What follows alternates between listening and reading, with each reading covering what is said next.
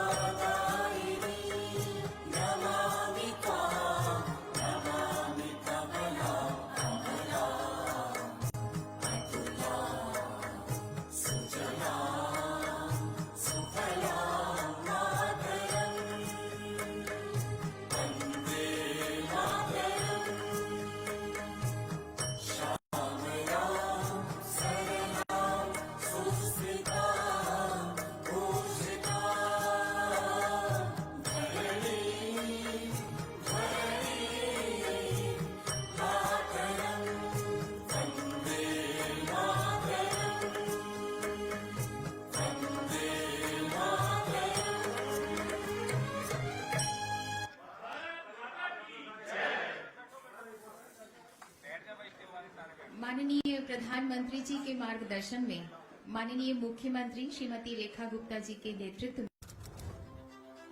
Women empowerment को real support मिला। Night shift work permission से इक्वल अपॉर्चुनिटीज सुनिश्चित हुई। पालना सेंटर्स से वर्किंग विमेन को सपोर्ट मिला। एक साल में दिल्ली के यूथ को नया प्लेटफॉर्म मिला। यूथ स्पेशल बस सर्विसेज शुरू हुई।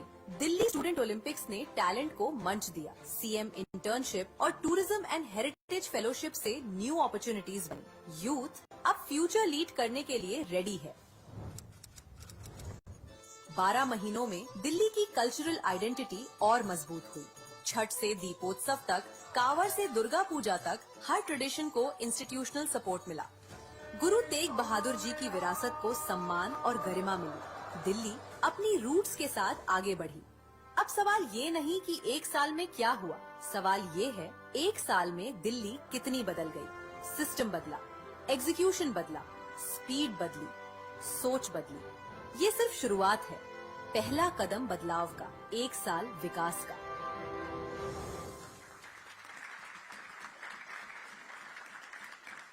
जी हाँ, 24/7 फॉर 2047 विकसित दिल्ली, सेवा का संकल्प, सुशासन की नीति, विकसित दिल्ली का लक्ष्य, मिशन विकसित दिल्ली। और अब हम विनम्र विनती करते हैं माननीय मुख्यमंत्री महोदय आपसे और दिल्ली सरकार के जो माननीय मंत्रीगण मंचासीन हैं उन सभी से कि कृपया 1 ईयर रिपोर्ट कार्ड बुकलेट का अपने कर कमलों द्वारा विमोचन करें।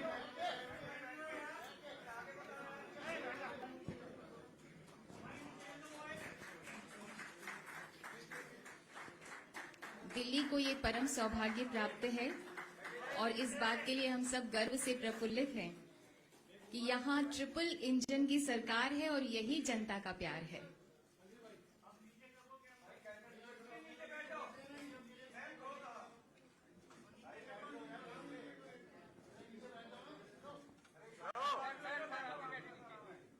पहला कदम बदलाव का, 1 साल विकास का। माननीय मुख्यमंत्री महोदय श्रीमती रेखा गुप्ता जी के और सभी माननीय मंत्रीगण के कर कमलों द्वारा 1 ईयर रिपोर्ट बुकलेट का विमोचन किया गया। ये हम सब दिल्ली वासियों का परम सौभाग्य है कि हमें माननीय मुख्यमंत्री महोदया श्रीमती रेखा गुप्ता जी का सानिध्य प्राप्त हुआ है, जो माननीय प्रधानमंत्री जी के मार्गदर्शन में दिल्ली विकास के नित्य नए नए कीर्तिमान स्थापित कर रही हैं। विकसित भारत के संकल्प के महायज्ञ में विकसित दिल्ली भी अपना योगदान अर्पित कर सके, इसके लिए माननीय मुख्यमंत्री जी प्रणबद्ध हैं। दिल्ली की जनता के प्रति आपकी श्रद्धा तथा ऊर्जा अद्भुत है माननीय। हमारा आपसे निवेदन है, विनम्र निवेदन है माननीय आपसे कि कृपया आप संबोधित करें। Thank you so much. आज इस सभागार में उपस्थित मेरे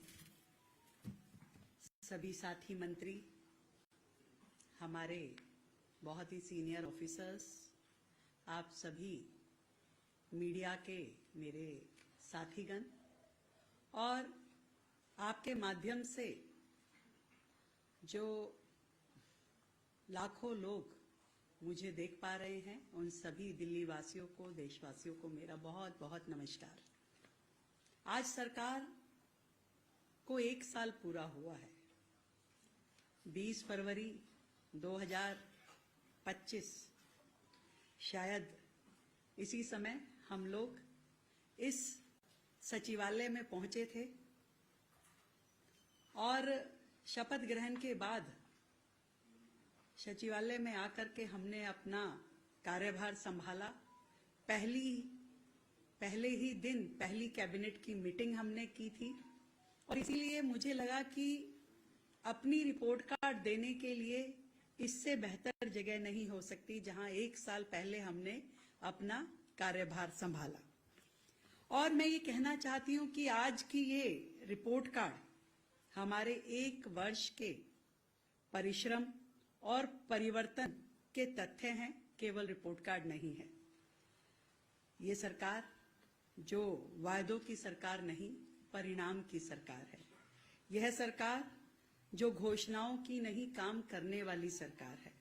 और 1 वर्ष में दिल्ली को हमने ठहराव से गति की ओर लेके जाने की कोशिश की, बहानों से समाधान की ओर लेके जाने की कोशिश की और विज्ञापन से विकास की ओर हमने ले जाने की कोशिश की। हर एक कदम जो हमने आगे बढ़ाया उसमें सरकार को कागज कम काम ज्यादा, इस पैटर्न पे हमने अपनी सरकार को कार्यरत किया। आज वह वाक्य जमीन पे खड़ा हुआ दिखाई देता है जब मैं कह सकती हूं कि आज दिल्ली में जो सरकार है वो पोस्टर्स की राजनीति नहीं करती, ट्वीट की राजनीति नहीं करती। हमने दिल्ली के वर्क कल्चर को बदला है। हमने जो पहले की सरकारें शोर मचाती थी, हम समाधान देते हैं। जो पहले टाल मटोल करते थे, हम टाइमलाइन देकर के काम करते हैं। जो पहले केवल आरोप प्रत्यारोप लगाते थे, हम अपना उत्तरदायित्व निभाते हैं। और मार्गदर्शन है भारतीय जनता पार्टी की राष्ट्रवादी विचारधारा का और हमारे प्रधानमंत्री आदरणीय श्री नरेंद्र मोदी जी के मूल मंत्र सबका साथ, सबका विकास और सबका प्रयास। इस मंत्र के साथ हम मैं की नहीं, हम की राजनीति कर रहे हैं। आज 1 साल पूरा होने पे मैं ये दिल्ली वासियों को विश्वास के साथ कह सकती हूं कि दिल्ली में एक सकारात्मक परिवर्तन लाने के लिए हमने हर सेक्टर में काम किया। और विशेष रूप से यदि जब मैं आप सबके बीच में अपनी रिपोर्ट कार्ड पेश कर रही हूं, तो प्रमुख बिंदुओं पे मैं चर्चा करूंगी और उसके बाद में ये किताब आप सब तक पहुंचेगी, जिसमें हमने अपनी पूरी विस्तृत रिपोर्ट दी है। यदि सर्वप्रथम कहना चाहूंगी, क्योंकि भारतीय जनता पार्टी आदरणीय दीनदयाल उपाध्याय जी के अंत्योदय के विजन के साथ काम करती है। हमारी सरकार ने गरीब कल्याण के लिए अनेकों योजनाओं पे काम शुरू किया। ये 365 के 365 दिन हमने कोशिश की कि रोजाना दिल्ली एक कदम आगे बढ़े वेलफेयर की दृष्टि से, गरीब कल्याण की दृष्टि से। और मुझे खुशी है कि जो पहला दिन था सरकार का, पहले ही दिन पिछली 20 फरवरी को हमने अपनी पहली कैबिनेट में जिस निर्णय को हमने लिया वो था आयुष्मान योजना, 10 लाख का हेल्थ कवर। और इस 1 साल में उस हेल्थ कवर के लिए हमारे पास 7 लाख लोग रजिस्टर हुए और आज 30,000 से ज्यादा लोगों ने इस योजना के माध्यम से, आयुष्मान और वय वंदन योजना के माध्यम से हेल्थ का लाभ लिया। इस बात की मुझे खुशी है। और जो गरीब कल्याण का दूसरा मूल मंत्र है, सबसे बड़ी जरूरत जो किसी व्यक्ति की होती है वो भूख होती है। हमने इस बात पे काम किया कि दिल्ली जो देश की राजधानी है, यहां कोई भूखा ना सोए। अटल कैंटीन उसी विजन के साथ शुरू की गई। मुझे खुशी है कि आज दिल्ली में 70 अटल कैंटीन काम कर रही हैं, जिसमें मात्र 5 रुपए में गरीब को, श्रमिक को, मजदूर को बहुत ही सम्मानजनक तरीके के साथ में भरपेट भोजन मिलता है। 70 कैंटीन यानी 70,000 लोग रोजाना हमारी इन अटल कैंटीन्स के माध्यम से भोजन ग्रहण कर पा रहे हैं। और गरीब कल्याण की बात और झुग्गी बस्तियों में जो लोग, जो परिवार दिल्ली में रह रहे हैं, उसकी बात ना करूं, ऐसा नहीं हो सकता। हमारे संकल्प पत्र से लेकर के हर काम में आपको दिखाई देगा जो प्रतिबद्धता हमारी दिल्ली के झुग्गी वासियों के लिए थी, उसको हमने अपने हर काम के साथ जोड़ा। 700 करोड़ रुपए का फंड हमने अपने बजट, जो कि 1 लाख करोड़ का बजट सरकार ने पेश किया, तो हर सेक्टर को जब बजट डिस्ट्रीब्यूशन हो रहा था तो झुग्गी एरिया के लिए, झुग्गी बस्तियों में विकास कार्यों के लिए हमने 700 करोड़ रुपए का बजट दिया, ताकि झुग्गी में भी नाली, खड़ंजा, शौचालय, बच्चों के लिए पार्क इत्यादि ये सारी सुविधाएं। अनेकों झुग्गियों में अब से पहले बहनों के लिए स्नान घर नहीं थे, शौचालयों की बड़ी बुरी व्यवस्था थी, पर 700 करोड़ रुपए के बजट के माध्यम से इन सभी झुग्गी बस्तियों में काम शुरू हुआ, ताकि झुग्गी के लोग भी सम्मानजनक तरीके से रहें। और वहीं दूसरी ओर झुग्गी को मकान देने की बात जो हमने कही थी, उस पे भी हमने काम शुरू किया।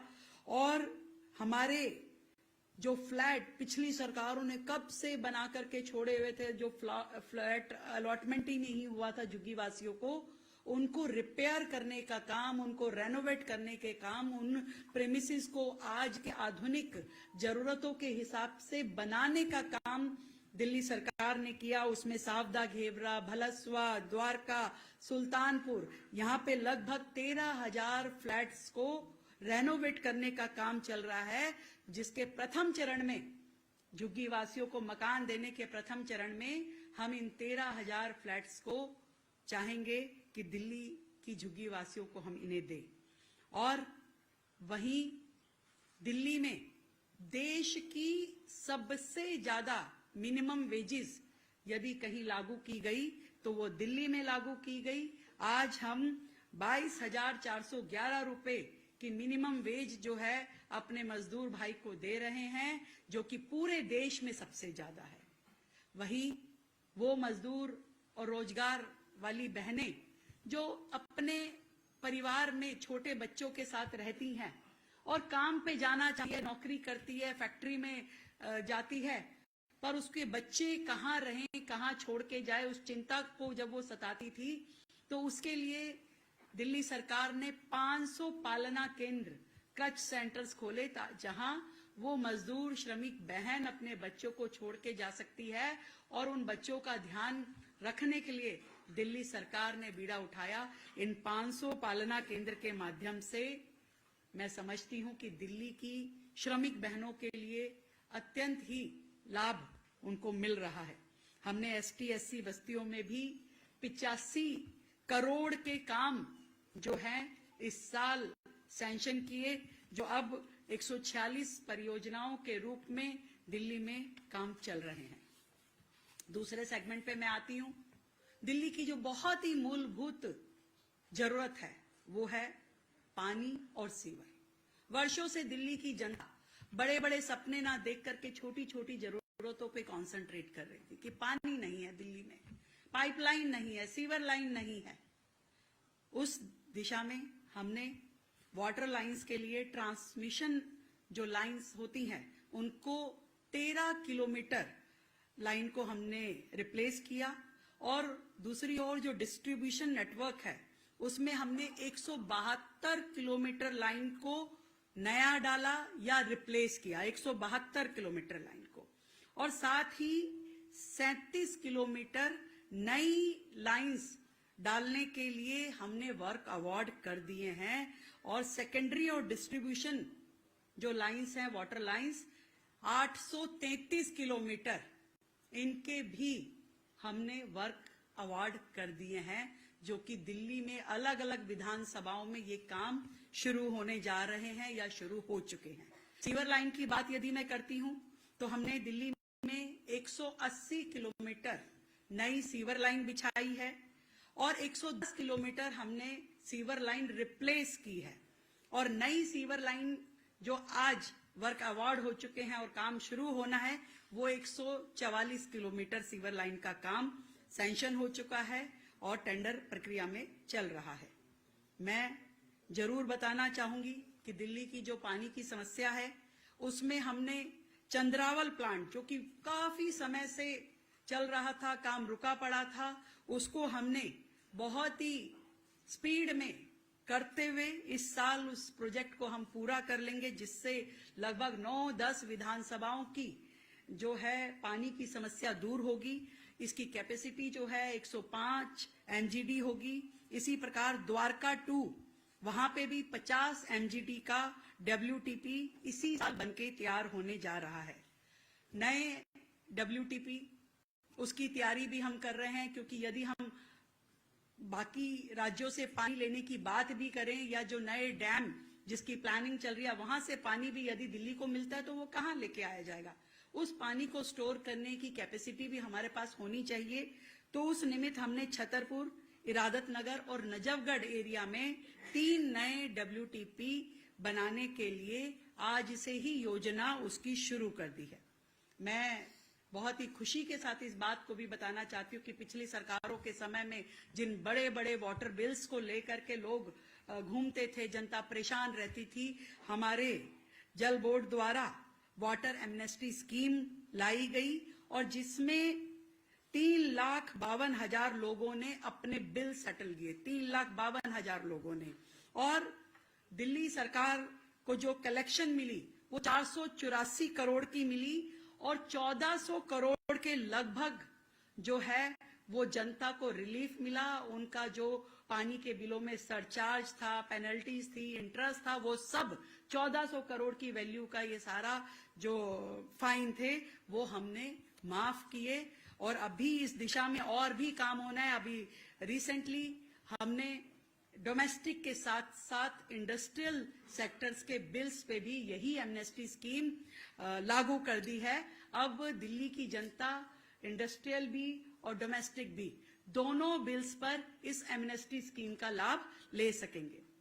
तीसरा जो हमारा बहुत ही महत्वपूर्ण सेक्टर है, हेल्थ केयर, और मुझे खुशी है इस बात की कि इस 365 दिन के छोटे से कार्यकाल में हमने 370 आयुष्मान आरोग्य मंदिर, जो कि प्राइमरी हेल्थ केयर के बहुत इंपॉर्टेंट इंस्टीट्यूशंस हैं, वो हमने बना करके तैयार किए, जहां पर बेहतर सुविधाएं हैं स्वास्थ्य की। यदि हम दिनचर्या की बात करें तो एक साधारण व्यक्ति की दिनचर्या में होने वाली स्वास्थ्य संबंधी प्रॉब्लम्स को मुझे लगता है कि 70% समस्याओं का समाधान वहीं पर हमें मिलेगा, जहां जच्चा बच्चा केंद्र भी है, जहां पर के बड़ी लिस्ट है, टेस्टिंग्स आप लोग करवा सकते हैं, हेल्थ केयर है और हर प्रकार की फैसिलिटी वहां पे है, जिससे बड़े हॉस्पिटल्स पे भी बहुत जो दबाव रहता था वो भी कम हो पाएगा। हमारा टारगेट है कि इस साल 1100 जिस टारगेट को लेकर के हम चले थे, उस नंबर तक हम अपने इन आयुष्मान आरोग्य मंदिरों को लेकर के जा पाएंगे। 5 हॉस्पिटल्स में हमने नए ब्लॉक शुरू किए, जिसमें हमने गुरु गोविंद सिंह गवर्नमेंट हॉस्पिटल में आईपीडी ब्लॉक का उद्घाटन किया, संजय गांधी मेमोरियल हॉस्पिटल में ट्रॉमा सेंटर को हमने शुरू करा और आचार्य श्री भिक्षु हॉस्पिटल में आईपीडी ब्लॉक को शुरू किया और भगवान महावीर हॉस्पिटल में ओपीडी ब्लॉक को शुरू किया। साथ ही श्री दादा देव मातृ एवं शिशु चिकित्सालय में हमने मदर एंड चाइल्ड केयर ये वाला ब्लॉक शुरू करके दिल्ली की जनता को, जो पिछली सरकार के सालों से पेंडिंग जो प्रोजेक्ट थे उस पे हमने काम करा और लगातार उस पे काम करते हुए हमने दिल्ली की जनता को ये 5 हॉस्पिटल सौंपे। मुझे खुशी इस बात की भी है कि जो कमी हमारे हॉस्पिटल्स में मशीनरीज की थी, उसे कम करने के लिए, मशीनरीज की कमी को कम करने के लिए और लगातार फैसिलिटीज को बढ़ाने के लिए, मेडिकल इंफ्रास्ट्रक्चर को बढ़ाने के लिए सरकार काम कर रही है।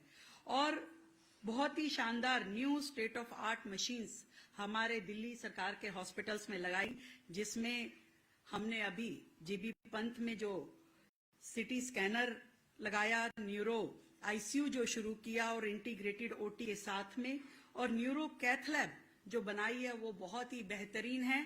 जो सिटी स्कैनर की मैं बात कर रही हूँ, पूरे उत्तर भारत में किसी भी अस्पताल में इस प्रकार का बेहतरीन और आधुनिक सिटी स्कैनर किसी भी हॉस्पिटल में अवेलेबल नहीं है, जो दिल्ली सरकार के इस हॉस्पिटल में उपलब्ध है। नई 150 हमने डायलिसिस मशीन्स भी लगाई। हमने 53 नई एम्बुलेंस जो कि 24/7 कंट्रोल रूम का काम कर रही है वो भी शुरू की। 6 मोबाइल डेंटल वैन हमने शुरू करी और जो LNJP हॉस्पिटल में मेडिकल जेनेटिक वार्ड और नेट लैब भी हमने शुरू किया, जो कि पूरे के पूरे भारत में बहुत ही कम हॉस्पिटल्स में ये फैसिलिटीज है जो दिल्ली में यहां शुरू की गई। मुझे इस बात की खुशी है कि हमने पिछली सरकारों ने जो करप्शन पूरे सिस्टम में फैलाया हुआ था उसे रोकने के लिए बहुत ही स्ट्रॉन्ग स्टेप्स लिए और उसमें पूरे सिस्टम का डिजिटलाइजेशन जो किया, हिम्स यानी हेल्थ इंफॉर्मेशन मैनेजमेंट सिस्टम, हर पेशेंट का डिजिटल रिकॉर्ड बना करके सारे हॉस्पिटल्स का इंटीग्रेटेड सिस्टम, चाहे वो दिल्ली सरकार के सरकारी अस्पताल हैं या केंद्र सरकार के सरकारी अस्पताल हैं, हमने पूरे पेशेंट्स का सारा प्रोफाइल वहां जोड़ा है, सारी प्रिस्क्रिप्शंस को वहां जोड़ा है, ऑनलाइन ओपीडी अपॉइंटमेंट शुरू हुए हैं और ये सारी चीजें करते हुए दिल्ली की जनता को इसका सीधा लाभ मिल रहा है।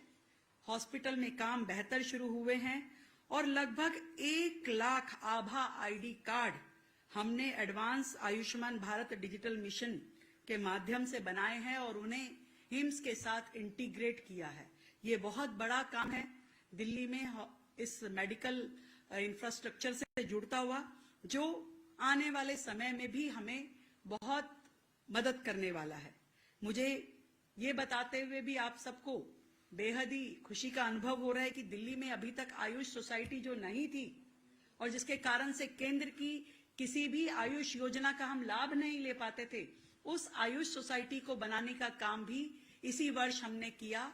और एक सबसे सेंसिटिव विषय ऑर्गन डोनेशन का, जहां पूरी दुनिया इस समय ऑर्गन डोनेशन जैसे सेंसिटिव विषय पे काम कर रही है, दिल्ली की इस निमित्त कोई तैयारी नहीं थी। दिल्ली सरकार ने अपना सोटो ऑर्गन डोनेशन इनिशिएटिव शुरू किया है ताकि दिल्ली भी इस मुहिम में जुड़ सके, दिल्ली के लोग इससे जुड़ करके मानवता के नाते अपना सहभागिता कर सके। मुझे ये बताते हुए भी हर्ष है कि दिल्ली में जो डॉक्टर्स की कमी थी, जो नर्सिंग स्टाफ की कमी थी, उसको पूरा करने की दिशा में हमने कदम आगे बढ़ाए हैं। हमने 4000 न्यू पोस्ट जो है पैरामेडिकल स्टाफ की, डॉक्टर्स की, नर्सिस की सैंक्शन करी। 1300 नर्सिंग स्टाफ को हमने रिक्रूटमेंट लेटर, अपॉइंटमेंट लेटर दिए। और एक बहुत ही शर्मनाक काम जो पिछली सरकारों के दौरान हो रहा था कि हमारे नर्सिंग इंटर्न्स जो थे उनको सिर्फ 500 रुपए महीने का भत्ता जो दिया जा रहा था, मतलब सोच के भी हैरानी होती कि 500 रुपए नर्सिंग इंटर्न्स को देना, उन बच्चों को देना कितना खराब था। उसे हमने 13,000 से ज्यादा किया है ताकि हमारे नर्सिंग इंटर्न्स जो लगातार हमारे हॉस्पिटल्स में सेवा का काम कर रहे हैं उनको ये लाभ मिल सके। मैं जरूर अगले सेक्टर के माध्यम से एजुकेशन, शिक्षा, पिछली सरकारों ने इसका ढिंडोरा तो बहुत पीटा, पर हम सब जानते हैं कि दिल्ली के स्कूलों की क्या हालत थी, एजुकेशन सिस्टम की क्या हालत थी। शायद उन्होंने एजुकेशन के इंफ्रास्ट्रक्चर पे जितना पैसा खर्च नहीं किया, उससे कई गुना ज्यादा उन्होंने उसकी पब्लिसिटी पे खर्च किया। पर आज की सरकार जो है पब्लिसिटी की नहीं, परफॉर्मेंस की सरकार है।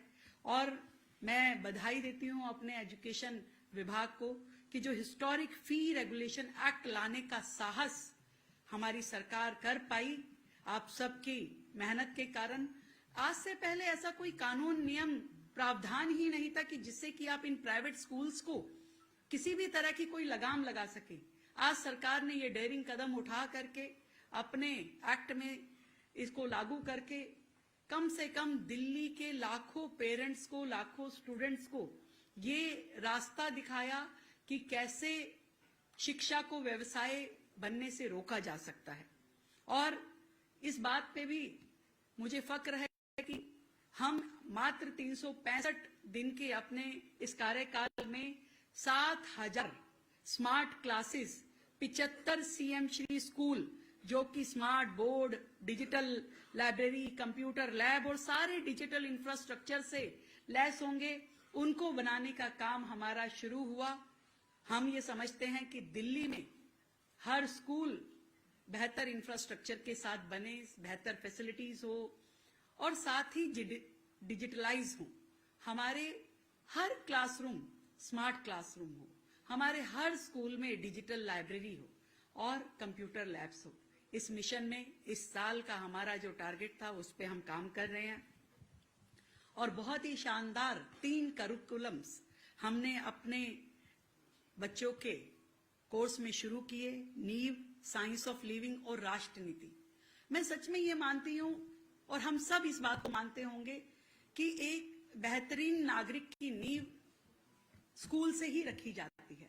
जब आज हम बात करते हैं कि भाई राष्ट्र निर्माण की हम बात करते हैं, देश को साफ सुथरा रखने की बात करते हैं, नियमों के पालन की, कल्चर की और देश से प्यार करने की बात करते हैं, तो ये सारे गुण जो हैं, जो किसी देश को अच्छा, साफ सुथरा, बेहतर रखने के लिए किसी नागरिक के गुण होने चाहिए, यदि उसका बीजारोपण कहीं होता है तो वो स्कूल में ही होता है।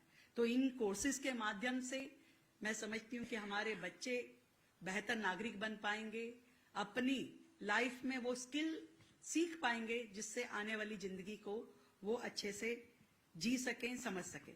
और खेल के सेक्टर में, स्पोर्ट्स के सेक्टर में भी हमारे एजुकेशन विभाग ने, हमारे एजुकेशन मंत्रालय ने बहुत ही सुंदर काम किया है। एक शानदार इवेंट दिल्ली खेल महाकुंभ आजकल चल रहा है, जिसमें 25,000 से ज्यादा स्पोर्ट्स पर्सन्स ने अपनी रजिस्ट्रेशन की। 1 महीने का ये इवेंट दिल्ली के कोने कोने में चल रहा है और जितने भी स्टूडेंट्स इसमें पार्टिसिपेट कर रहे हैं उनकी परफॉर्मेंस निकल के आ रही है, नए खिलाड़ी तैयार हो रहे हैं।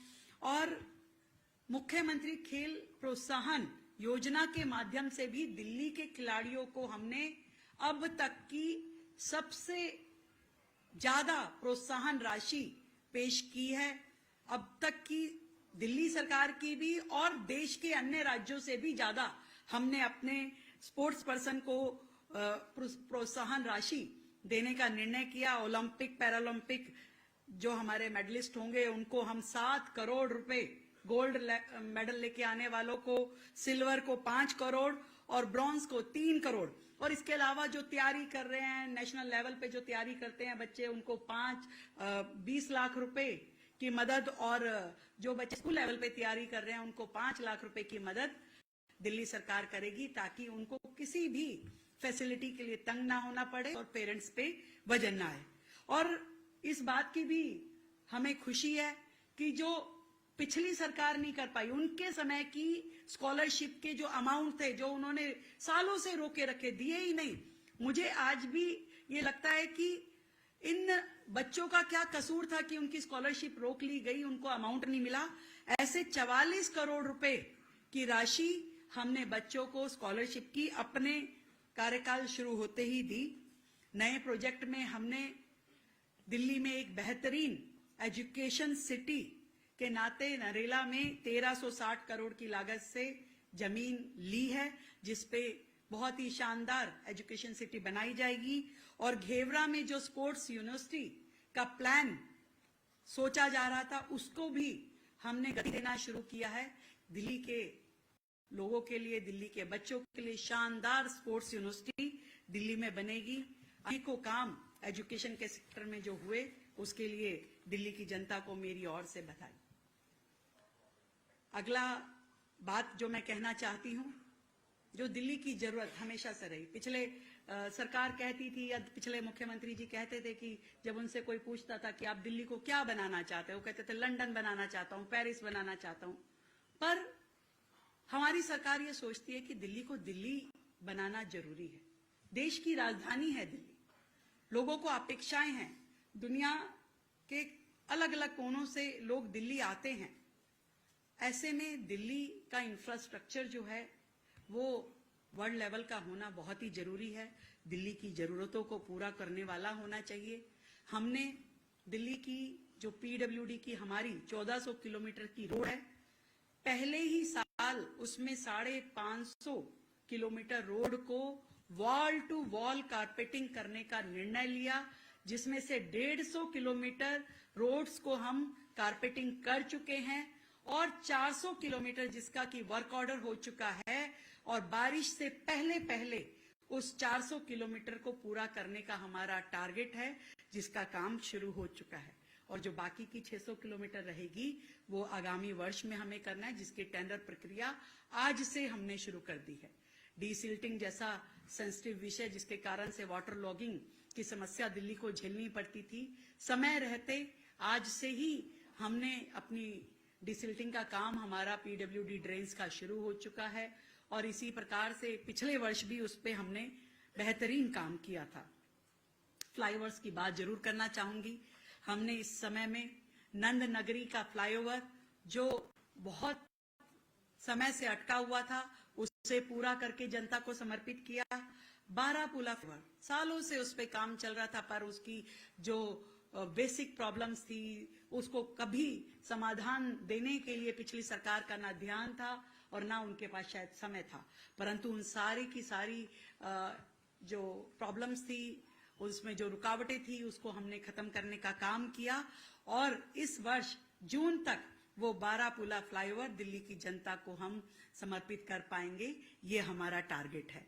साथ ही मुकरबापुर जो चौक है, उसका जो अंडरपास है, उसको भी हमने इसी मार्च तक पूरा करके दिल्ली की जनता को हमने देना है। मोदी मिल, सावित्री सिनेमा वाले फ्लाईओवर, उनके भी टेंडर प्रक्रिया पूरी हो चुकी है, जल्द उसका काम शुरू होगा। एक जो बहुत शानदार काम हमारे पीडब्ल्यूडी मंत्रालय ने किया वो है ड्रेनेज मास्टर प्लान। वर्षों से दिल्ली लगभग 50 सालों से उसी ड्रेनेज मास्टर प्लान पे चल रही थी, जिसमें हम कह सकते हैं कि आज जब दिल्ली की जनसंख्या दुगनी हो चुकी है, आज जब दिल्ली की जरूरतें कई गुना ज्यादा बढ़ चुकी है, तो कैसे वही पुराने नाले, वही पुरानी नालियां दिल्ली में पानी की क्षमता उनकी कैसे मेंटेन रह सकती है। इसीलिए जल भराव होना लाजमी था। इसीलिए कॉलोनियों का डूबना लाजमी था, परंतु हमने इस पे काम करते हुए 56,000 करोड़ की लागत से होने वाले ड्रेनेज मास्टर प्लान को बनाया और उस पे तुरंत काम भी शुरू किया। तो जो मेजर ड्रेन्स है जिस पे काम इस वर्ष दिल्ली सरकार ने किया उसकी जिक्र मैं करना चाहूंगी। सबसे इंपॉर्टेंट रोहतक रोड ड्रेन जो है जिस पर काम चल रहा है, जखीरा रोड पे ड्रेन का काम चल रहा है, नजफगढ़ नांगलोई ड्रेन पे भी काम चल रहा है और ये सब काम वो हैं जो करोड़ों रुपए की लागत से है। रोहतक रोड 178 करोड़ की लागत से है, नजफगढ़ नांगलोई रोड जो 64 करोड़ की लागत से है, किराड़ी जो रेलवे लाइन के साथ साथ पूरा ड्रेन जो बड़ा ड्रेन बन रहा है 220 करोड़ की लागत से है और इसी तरीके से किराड़ी सुलेमान ड्रेन जो है वो 44 करोड़ की लागत से है जिसका काम चल रहा है। एमबी रोड ड्रेन इस पे बेहतरीन बनने के बाद जिसका रिजल्ट जो है वो बहुत ही बेहतरीन दिल्ली को मिलेगा। आजादपुर ड्रेन, शालीमार बाग ड्रेन, नथुपुरा ड्रेन, एयरपोर्ट एरिया में जो ड्रेनेज सिस्टम उस एरिया में भी पानी भरा था। दिल्ली में जहां जहां जल भराव की समस्या है वहां पे भी हमने 72 वाटर लॉगिंग के पॉइंट चिन्हित किए और सबको हमने आइडेंटिफाइड किया, उसके टेंडरिंग करी और उन सब पे भी इस सीजन में वाटर लॉगिंग ना हो इसके लिए काम शुरू हो चुका है। दिल्ली में जो चौक्स है हमारे उसके ब्यूटिफिकेशन, तो 47 ऐसे चौक्स पे ब्यूटिफिकेशन का काम शुरू हो चुका है।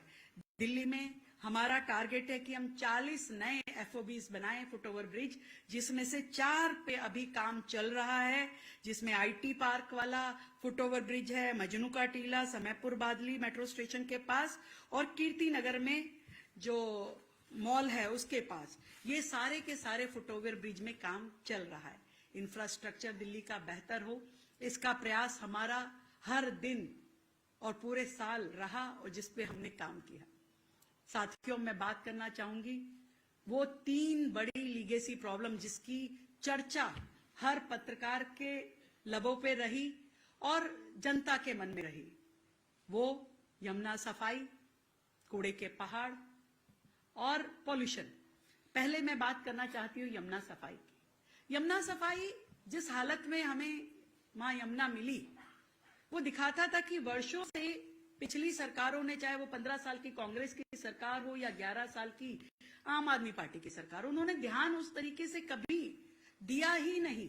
यदि उस समय ध्यान दे दिया जाता तो शायद मां यमुना की ये स्थिति होती ही नहीं। परंतु हमने अपनी सरकार के जिम्मेवारी उठाते ही जो पहले दिन से काम शुरू किया, उसमें जो वर्तमान में 37 एसटीपी हैं, सीवेज ट्रीटमेंट प्लांट, जो कि बहुत बुरी स्थिति में थी और डीपीसीसी के और जो पैरामीटर्स पे पूरे भी नहीं होते थे, उनको अपग्रेडेशन का काम हमने शुरू किया। अब तक 28 जो एसटीपी हैं हम उन्हें अपग्रेड कर चुके हैं और 9 एसटीपीज पे काम चल रहा है। इसके अलावा दिल्ली के सभी ड्रेन्स को टैप करने का काम, उनका ड्रोन सर्वे का काम हमने पूरा किया, क्योंकि अल्टीमेटली यही ड्रेन्स हैं जो यमुना जी में जाके गिरती हैं और यमुना को दूषित करती हैं। तो सबसे इंपॉर्टेंट काम जो यमुना सफाई की दृष्टि से था वो ये था कि इन सभी नालों को टैप किया जाए और इन पे एसटीपी या डीएसटीपीज लगा करके इनके पानी को ट्रीट किया जाए। तो हमने 2400 करोड़ रुपए की लागत से 35 नए डिसेंट्रलाइज एसटीपी बनाने के लिए टेंडरिंग प्रक्रिया पूरी करी है, जिसमें सीवर लाइन भी और हाउस होल्ड कनेक्शन भी जुड़े हों। तो इसका काम शुरू होगा और इसी के रिजल्ट के माध्यम से ही यमुना हमें समय के साथ बेहतर दिखाई देनी शुरू होगी। इसके अलावा 12 और एसटीपीज जो कि वर्तमान में जो एसटीपी है उन्हीं प्रीमिसेस में बनाए जाएंगे 7200 करोड़ की लागत से, उसकी भी प्लानिंग पे काम चल रहा है। हमारा टारगेट है कि हमें जब दिल्ली मिली तो दिल्ली की सीवेज ट्रीटमेंट की कैपेसिटी जो थी वो लगभग 700 एमजीडी थी, पर इससे दिल्ली का काम चलने वाला नहीं है, क्योंकि दिल्ली में जो झुग्गी बस्ती है, अनऑथराइज कॉलोनी है और बहुत सारा ऐसा एरिया है जो सीवेज से जुड़ा ही नहीं हुआ है। हम इसकी कैपेसिटी को 1500 एमजीडी तक लेकर के जाने के लिए हमारी प्लानिंग है। 700 से 1500 एमजीडी कैपेसिटी पे हम काम कर रहे हैं, जिसको वर्तमान में हमने 814 MGD तक पहुंचाया है अपने वर्तमान के एसटीपीज को अपग्रेड करके। नालों की डिसिल्टिंग पे जरूर कहना चाहूंगी, पहली बार दिल्ली में इतने सिंसियर एफर्ट्स के साथ में ड्रेन्स का डिसिल्टिंग हुआ है और 22,000 मीट्रिक टन सिल्ट जो है हमने नालों में से बाहर निकाली, जिसके कारण से ना इस बार बाढ़ का खतरा दिल्ली को महसूस हुआ और ना ही जो जल भराव की जो समस्याएं थी उसमें भी बेहतर रिजल्ट दिल्ली को मिले हैं। बहुत सारे लीगेसी पॉइंट, मिंटो ब्रिज जैसे जो हम सब हर साल न्यूज़पेपर के फ्रंट पेज पे छपते हुए देखते थे, इस बार वहां पे जल भराव नहीं हुआ। यमुना के ई फ्लो पे हम काम कर रहे हैं, अड़ोस पड़ोस के राज्यों से हमारी बातचीत चल रही है कि कैसे यमुना का वाटर फ्लो बढ़ाया जाए। और एक और समस्या यमुना की रही है जिसकी और कभी भी पिछली सरकार ने ध्यान नहीं दिया। आप सोचिए कि दिल्ली में कितना बड़ा पशुधन दिल्ली के पास है, लाखों गायें हमारे पास हैं और रोजाना का हम अगर कैलकुलेशन में जाएं तो 1500 टन के करीब गोबर जो है यहां जनरेट होता है, परंतु दिल्ली में एक भी बायोगैस प्लांट नहीं था। पहला बायोगैस प्लांट हमारी सरकार के इस कार्यकाल में हमने पूरा किया और दिल्ली की जनता को सौंपा, वो है नंगली सक्रावती का 200 टीपीडी का बायोगैस प्लांट दिल्ली की जनता को मिला। और इसी तरीके से घोघा डेयरी में भी 100 टीपीडी का कॉम्प्रेस बायोगैस प्लांट दिल्ली की जनता को दिया गया। पर ये जो 1500 टन की रिक्वायरमेंट है, क्योंकि यही वो गोबर नालों के माध्यम से, ड्रेन्स के माध्यम से यमुना जी में जाके गिरता था और यहीं से यमुना की हालत और बद से बदतर होती जा रही थी, जिसमें स्मेल भी आती है, जिसको कि आप किसी भी तरीके से ट्रीट भी नहीं कर सकते। ये बहुत बड़ा कारण था यमुना की गंदगी का, जिसको हम काम कर रहे हैं। और दिल्ली में लगभग 6 हम ऐसे बायोगैस प्लांट शुरू करना चाहते हैं जिसकी कैपेसिटी कम से कम 1500 टीपीडी जरूर हो। हमने दिल्ली में जितने भी हाउस होल्ड हैं जिनको सीवर कनेक्शन अभी तक नहीं है, हमारा प्रयास है कि हर हाउस होल्ड को सीवर से कनेक्ट किया जाए ताकि कोई भी गंदगी यमुना जी में सीधा जाकर के ना गिरे। उसमें ट्रीटमेंट करना बहुत जरूरी है। दूसरा विषय जो आप सबके मन के बहुत नजदीक है, प्रदूषण। प्रदूषण पे मैं इतना कहना चाहती हूं कि पिछली सरकारों ने केवल नारे लगाए, समाधान कभी नहीं दिया गया। फोटो ऑप्ट, प्रेस कॉन्फ्रेंस, यही चलता रहा। पर साइंटिफिकली क्या प्रदूषण को कम करने के लिए होना चाहिए, इस पे हमारी सरकार ने शॉर्ट टर्म, मिड टर्म और लॉन्ग टर्म्स ऐसे पूरा रोड मैप बनाया। उस रोड मैप पे काम करना शुरू हुआ। धूल और धुआं जो पोल्यूशन के 2 कंपोनेंट हैं, उस पे हमने काम किया। हमारी एनवायरमेंट मिनिस्ट्री दिन रात उस पे काम कर रही है। और इतना भी बताना चाहूंगी कि ये कोई कुछ महीनों का काम नहीं है, ये साल भर काम करने वाली जरूरत है, तभी जाकर के दिल्ली को इसका समाधान मिल पाएगा। तो धूल के लिए डस्ट मिटिगेशन प्लान हमने बनाया। हमने दिल्ली को वॉल टू वॉल कारपेटिंग का फार्मूले के साथ में सभी एजेंसीज को ये डायरेक्ट किया, चाहे वो डीडीए हो, एमसीडी हो, पीडब्ल्यूडी, हर एजेंसी अपनी जो लैंड ओनिंग एजेंसी है वो दिल्ली की सड़कों को वॉल टू वॉल बनाएगी और बाकी के एरिया को ग्रीन डेवलप करेगी। ऐसे पूरी प्लानिंग के ऊपर काम चल रहा है। इस साल हमने 35 लाख नए इंडिजीनियस पेड़ लगाने का प्लानिंग की है, उसकी खरीद चल रही है और उन पौधों को हम दिल्ली में लगाएंगे, क्योंकि आज तक दिल्ली में जो पेड़ लगे हुए थे वो हम सब जानते हैं कि उसके कारण से हमें कोई बहुत ऑक्सीजन नहीं मिल पाती। सफेदे, कीकर, बबूल, इस तरह की प्लांटेशन ज्यादा दिल्ली में रही, जिसको अब हम बदलेंगे। और पहली बार दिल्ली सरकार द्वारा फॉरेस्ट नोटिफिकेशन जो हुआ, 4200 हेक्टेयर जमीन को, रिज एरिया को हमने फॉरेस्ट नोटिफाई करके दिल्ली की जनता को अच्छी हवा देने के लिए हमने अपनी कोशिश की है। और जहां तक धुएं की बात है तो ट्रांसपोर्टेशन सेक्टर पे हमारी सरकार ने बेहद संजीदगी से काम किया है और दिल्ली में 4000 ईवी बसें होना उसका एक परिचय है कि आज पूरे देश में किसी भी राज्य से ज्यादा ईवी बसें दिल्ली के पास है और 100% हमारी पब्लिक फ्लीट ईवी हो, इस पे हम काम कर रहे हैं। अभी तक हमने 9000 चार्जिंग स्टेशन जो है वो दिल्ली में बनाए हैं। इसे जरूरत के अनुसार मैक्सिमम पे हम लेके जाना चाहते हैं। नई ईवी पॉलिसी दिल्ली लेकर के आ रही है। लास्ट माइल कनेक्टिविटी पे बहुत ज्यादा काम हो रहा है। ई बाइक, ई टैक्सी, भारत टैक्सी, इन सभी चीजों पे दिल्ली सरकार काम कर रही है ताकि व्यक्ति पब्लिक ट्रांसपोर्ट को अपने दिनचर्या के साथ जोड़े और दिल्ली इस पॉल्यूशन की समस्या से राहत पा सके। दिल्ली में नो पीयूसी नो फ्यूल, इस पे हमने काम किया। दिल्ली में नए ऑटोमेटेड टेस्टिंग स्टेशंस पे हमने काम किया क्योंकि लाखों कमर्शियल व्हीकल दिल्ली की सड़कों पे दौड़ते हैं और उनकी टेस्टिंग यहाँ पे साइंटिफिकली नहीं हो पाती है। उसके लिए हमने तयखंड में, नंदनगरी में नए ऑटोमेटेड टेस्टिंग स्टेशंस का शिलान्यास इस साल किया और बुराड़ी के अपग्रेडेशन पे भी हमारा काम चल रहा है।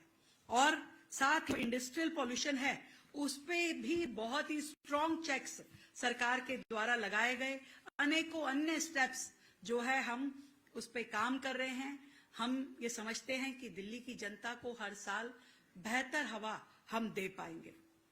अगला जो लिगेसी प्रॉब्लम, कूड़े के पहाड़, हर बार ये प्रश्न सरकार से किया जाता है, पर मैं आपको आज इस 1 साल पूरा होने पे इसका जवाब जो दे रही हूं, आप इसे जरूर नोट करें। कूड़े के पहाड़ क्रिएट भी पिछली सरकारों के द्वारा किए गए थे। मैं अक्सर इस बात को कहती हूं और आज भी रिपीट कर रही हूं कि जब आपकी रोजाना जो वेस्ट जनरेशन है वो 11,000 जो आपकी 11,000 टन आपका अगर कूड़ा जनरेट होता है तो कैसे आपने अपनी कैपेसिटी पे काम नहीं किया। आप 4,000 5,000 तक ही अपने वेस्ट को बायोमाइनिंग कर रहे थे। उसके अलावा डेली का जो कूड़ा था वो पाइल अप होते होते पहाड़ बन गए। पर हमने अब जो बायोमाइनिंग पहले 5-6 हजार टीपीडी था, आज उसे 30 से 35 हजार टीपीडी के लेवल तक हम लेकर के आए हैं। डे नाइट यहाँ काम चल रहा है और ये जो अलग अलग वेस्ट जब सेग्रीगेशन होता है और उसमें से उसको बायोमाइनिंग की जाती है तो इनर्ट है, आरडीएफ है और सीएनडी वेस्ट है, उसको भी प्रोसेस करते हुए हमने यथास्थान उस पे काम किया। और वेस्ट मैनेजमेंट के लिए नई योजनाओं पे अभी से हमने काम करना शुरू किया क्योंकि दिल्ली को उस मुकाम तक लेके जाना है जहां रोज का कूड़ा रोज प्रोसेस हो। कुछ भी कूड़ा अगले समय के लिए बचना नहीं चाहिए। उसके लिए हमने नरेला बवाना पे जो वेस्ट टू एनर्जी प्लांट है, एक नया वेस्ट टू एनर्जी प्लांट जिसकी क्षमता 3000 टीपीडी की रहेगी, उस पे काम हमारा चल रहा है। उसका फाउंडेशन हमने किया। गाजीपुर में भी एक नया प्लांट 2000 टीपीडी की क्षमता का, उसको हम काम कर रहे हैं। और ओखला और तयखंड में भी अपग्रेडेशन के नाते 1,000 टीपीडी जो अभी वहां वेस्ट टू एनर्जी प्लांट है उस पर सरकार काम कर रही है।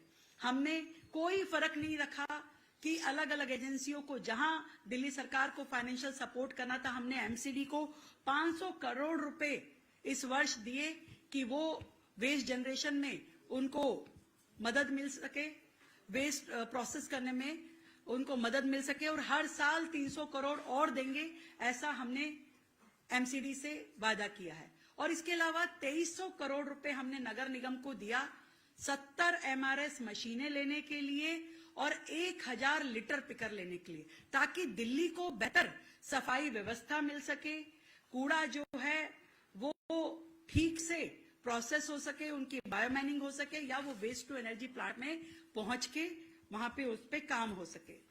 मैं ये कहना चाहती हूं कि ये 365 दिन जो सरकार के थे, 24/7 हमारी सरकार पूरी, मुख्यमंत्री हो, मंत्री हो, विधायक हो, हर जनप्रतिनिधि जनता के बीच में रहते हुए दिल्ली की समस्याओं को आमने सामने की लड़ाई हमने लड़ी है। हमने आपस में नहीं लड़े, जो पिछली सरकार का होता था टकराव की राजनीति, एलजी से, केंद्र सरकार से, आपसी अड़ोस पड़ोस के राज्यों से या आपस में।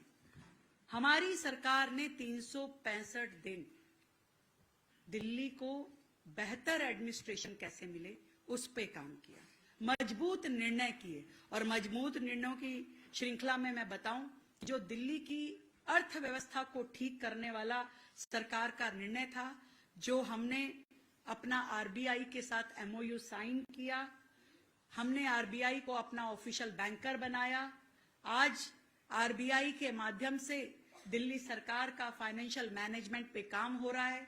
हमें 21,000 करोड़ की मार्केट बोरोइंग की परमिशन मिल पाई, सरकार का अकाउंट जो है वो सेपरेट हुआ, और आज हम कम इंटरेस्ट पे कैपिटल एक्सपेंडिचर करने के लिए पूंजी बाजार से जनरेट कर पा रहे हैं।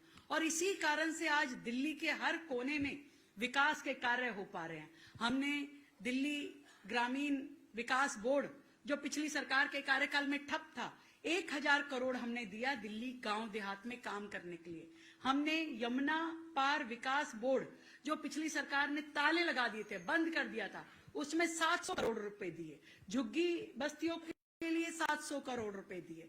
ऐसे अलग अलग सेक्टर में विधायकों को, जनप्रतिनिधियों को हमने हर विधानसभा में विकास कार्यों को करने के पैसे दिए।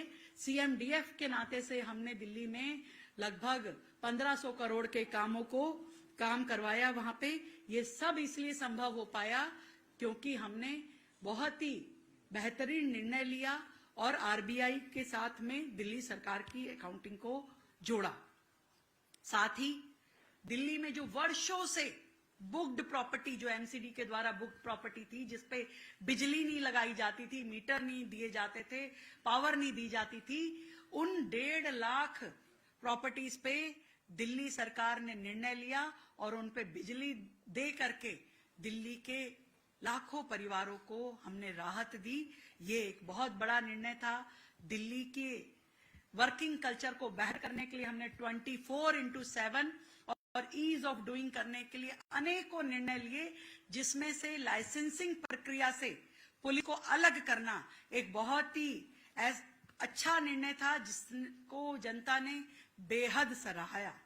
हमने जो एमएसएमईज को लोन देने के लिए 10 करोड़ रुपए का लोन, जो सीजीटी एमएससी के माध्यम से, ये दिल्ली के व्यापार को बढ़ाने के लिए, दिल्ली के स्मॉल स्केल एंटरप्राइजेस को मनोबल देने के लिए, लोन देने के लिए, कोलेटरल फ्री लोन हमने दिल्ली सरकार ने देने के लिए इस काम को किया, जिससे दिल्ली को एक बहुत ही आर्थिक संबल मुझे लगता है मिला है। और पिछली सरकार जिस पर्दे के पीछे छिपती थी, जिस करप्शन को करने के लिए हर जगह रास्ता ढूंढती थी, उन सारे रास्तों को, उन सारे लीकेजेस को हमने खत्म करते हुए दिल्ली के पूरे सिस्टम को डिजिटलाइज किया है।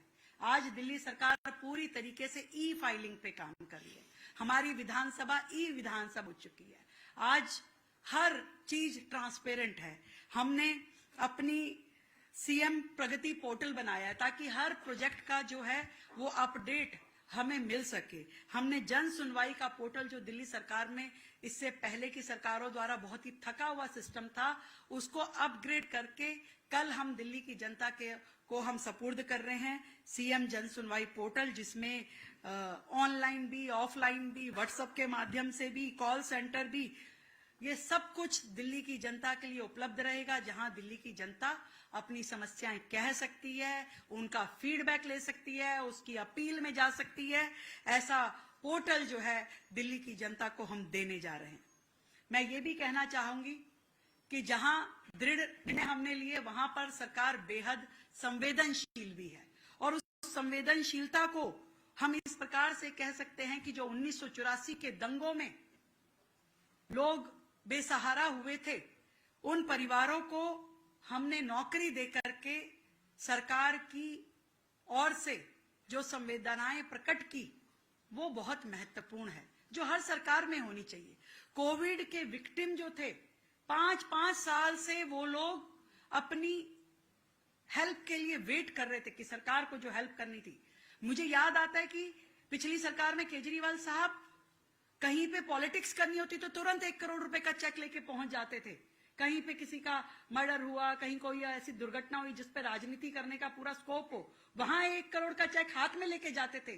पर 5 साल से पेंडिंग कोविड विक्टिम्स को, जो दिल्ली सरकार के एम्प्लॉइज थे, हमारे डॉक्टर थे, उनको उन्होंने कभी ये ध्यान नहीं दिया कि उनके परिवारों को भी मदद करनी है। वो सारी पेमेंट्स हमारी सरकार ने आने के बाद किया। इसी प्रकार से जो कश्मीरी परिवार थे, उनका मामला उलझाए रखा उन्होंने, परंतु उन 1832 फैमिलीज के लिए भी हमने पूरी सहायता देके उनके मैटर को रिजॉल्व किया। और एक बड़ा गैप की योजना बना दी जाती थी पर उसका कोई फॉलोअप नहीं होता था। सरकार के पैसे कहां जा रहे हैं इसका कोई फीडबैक नहीं होता था। लाडली योजना कांग्रेस के समय में आई, परंतु तब से लेके अब तक 2.25 लाख बच्चियां ऐसी थी जिनको उनका लाडली योजना का पैसा मिला नहीं था। हमारी सरकार ने इस 365 दिन में आने के बाद में जब ये देखा, जो प्रधानमंत्री नरेंद्र मोदी जी ने योजना दी, मेरी पूंजी मेरा अधिकार, की सरकार के बैंक खातों में किस किस के नाम का पैसा पड़ा है, उस पैसे को जब हमने खोजना शुरू किया तो हमने पाया कि ये 2.25 लाख बच्चियों को उनका लाडली योजना का पैसा मिला ही नहीं है। तो पहले फेज में हमने 30,000 बच्चियों को खोज के 90 करोड़ रुपए डीबीटी कराया उनके अकाउंट में, और अगले फेज में हम 2 मार्च को दिल्ली की 40,000 और बच्चियों को 100 करोड़ रुपए की डीबीटी करने जा रहे हैं। तो ये सारी चीजें, मैं बहुत कुछ कहना चाहती हूं पर मैं बहुत कम कह पा रही हूं। बाकी चीजें आप लोगों को किताब में हमारी मिलेगी, पर इतना कह सकती हूं कि जो पिछली सरकार थी और जो आज की सरकार है, बहुत अंतर है इसमें। तो पिछली सरकार सत्ता को सुख भोगने का माध्यम मानती थी, हम सेवा का साधन मानते हैं। पिछली सरकार के लिए टकराव ही बचने का रास्ता था, पर हमारी सरकार कम्युनिकेशन और कोऑर्डिनेशन के साथ चलती है। पिछली सरकार पोस्टर वाली सरकार थी, हमारी सरकार परफॉर्मेंस वाली सरकार है। पिछली सरकार ट्वीट वाली सरकार थी, हमारी सरकार टाइमलाइन वाली सरकार है। पिछली सरकार बहाने बनाती थी बजट को लेकर के, हमारी सरकार बजट के साथ परिणाम देती है। और पिछली सरकार विज्ञापनों से चलती थी, हमारी सरकार वर्क ऑर्डर से चलती है। जब काम पूरे होते हैं, काम दिए जाते हैं। पिछली सरकार ने यमुना पर दशकों तक घोषणाएं बहती थी, सिर्फ घोषणाएं बहती थी। हमने यमुना जी में बहती हुई गंदगी को रोका है। हमारी सरकार दिल्ली में अब आरोपों की राजधानी नहीं, उत्तरदायित्व की राजधानी बनाने के लिए काम कर रही है। मैं की नहीं, हम की राजनीति कर रहे हैं। और इतना कह सकती हूं कि इस 1 साल में हम दिल्ली की दिशा बदलने के लिए काम किया है, और अपने 5 साल के कार्यकाल में हम दिल्ली की दशा बदल करके आपको देंगे। अंत में मैं दिल्ली की जनता का बहुत बहुत धन्यवाद करती हूं, जिनके 1 वोट की ताकत ने दिल्ली में इस काम करने वाली सरकार को चुना। आपका आशीर्वाद सदैव हमारे साथ रहे। मैं धन्यवाद देना चाहती हूं देश के माननीय प्रधानमंत्री जी का, जिन्होंने मुझे मौका देकर के दिल्ली की जिम्मेदारी सौंपी और काम करने का इतना बड़ा प्लेटफॉर्म दिया, निर्णय लेने के लिए आजादी दी। और मैं बहुत बहुत धन्यवाद करना चाहती हूं आदरणीय गृह मंत्री अमित शाह जी का, जिन्होंने सरकार के साथ हैंड होल्डिंग करके अनेकों ऐसे उलझे हुए विषय जो दिल्ली के लिए बेहद ही गंभीर थे, उनको सुलझाने के लिए हमारे साथ काम किया, प्रयास किया। मैं अपनी भारतीय जनता पार्टी के हर एक कार्यकर्ता को, नेता को दिल की गहराई से धन्यवाद देना चाहती हूं कि वर्षों की उनकी मेहनत ने दिल्ली में आज ये काम करने वाली सरकार और गति देने वाली सरकार दी है। ये आप सबकी मेहनत है। दिल की गहराई से मैं दिल्ली और देश की अपनी बहनों को धन्यवाद देना चाहती हूँ। यहाँ पे भी बहुत सारी मेरी बहनें बैठी हैं जो हर पल हर क्षण मेरे साथ रही, मेरा साहस बढ़ाती रही, मुझे ऊर्जा देती रही। मैं अपने अधिकारियों को भी धन्यवाद देना चाहती हूँ कि दिन रात मेहनत करते हुए, जो पिछली सरकार में वर्क कल्चर नाम की चीज नहीं थी, कोई ऑफिस आता नहीं था सैटरडे संडे, तो शायद कोई झांक के भी नहीं देखता था। आज यदि हफ्ते में, सप्ताह में 7 दिन डे नाइट काम होता है। मैं सुबह 6 बजे भी अपने अधिकारियों को फोन करती हूँ तो वहां से जवाब मिलता है। रात को 12 बजे भी कोई काम बलती हूँ तो अधिकारी साइट पे होता है। अपने अधिकारियों को धन्यवाद देती हूँ। मैं मीडिया के आप सभी बंधुओं को धन्यवाद देती हूँ जो लगातार हम पे चेक रख के हमें एक्टिवेट करते रहे। और धन्यवाद देती हूँ उस प्रभु का, प्रभु श्री रामचंद्र जी का, जिन्होंने हम सब पे अपना आशीर्वाद बना के रखा कि हम ईमानदारी के साथ, शिद्दत के साथ दिल्ली की जनता की सेवा कर सकें। Thank you so much. आप सभी का बहुत बहुत धन्यवाद। बहुत बहुत धन्यवाद माननीय मुख्यमंत्री महोदया। आप सभी से मेरा निवेदन है कि कृपया राष्ट्रगान को सम्मान देने के लिए हम सब अपने स्थान पर खड़े हो जाएं।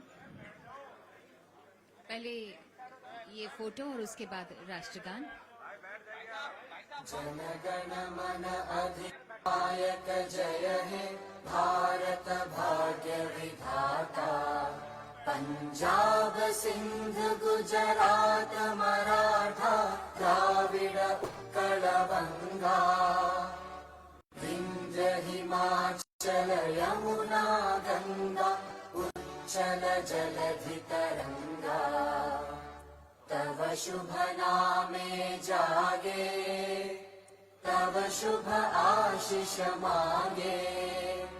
गाहे तव जय गाथा, जन गण मंगलदायक जय हे भारत भाग्य विधाता।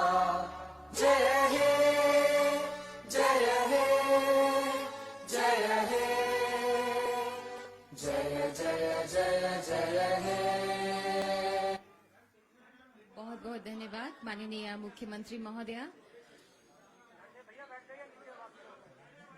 और इस शुभ अवसर को कैमरे में कैद। माननीय मुख्यमंत्री जी का हम हृदय से धन्यवाद करते हैं। सभी माननीय मंत्रीगण का हृदय से धन्यवाद। आप सभी मीडिया के हमारे परिवारजन, आप सभी हमारे मीडिया के परिवारजन, आज ये बहुत ही